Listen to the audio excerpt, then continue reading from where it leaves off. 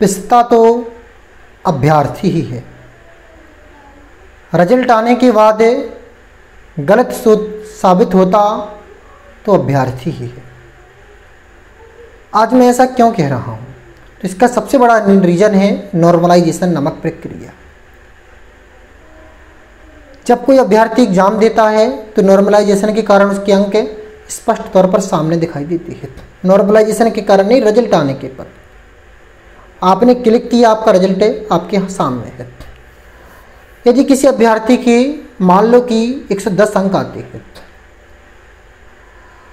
और घर आकर वह 110 अंक बताता है, 110 अंक कुछ भी मानकर चलें, 105 अंक मान लो, 108 अंक मानकर चलें, लेकिन जब वो घर आकर बताता है कि हमारे अंक 110, 105, 108 आए हैं, तो उसके माता पिता अभिभावक बड़े प्रसन्न होते हैं।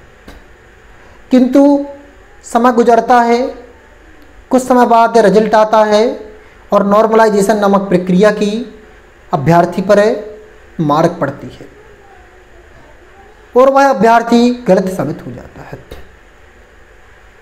जो अभिभावक जानते हैं कि नॉर्मलाइजेशन प्रक्रिया के कारण मेरे बच्चे के अंक घटे हैं, वह तो कुछ नहीं कहते हैं, लेकिन उसकी मोहल्ला पड़ोस की उसे ज़रूर ताना मारती है।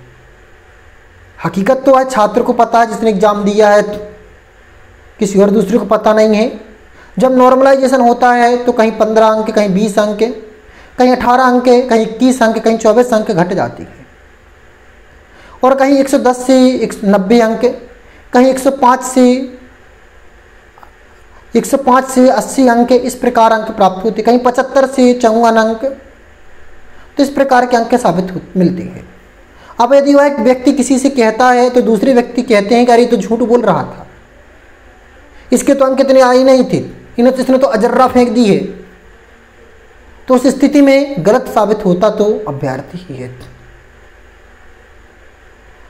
माता पिता के सामने भी माता पिता भी कहीं ना कहीं यदि नहीं जानते हैं कि नॉर्मलाइजेशन क्या है, तो अपने बच्चे पर विश्वास कायम नहीं रख पा रहे हैं।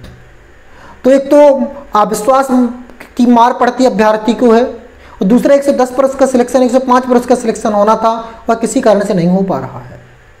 तो पिसता तो अभ्यर्थी ही है, गलत साबित होता है तो वो अभ्यर्थी ही है। नमस्कार मित्रों।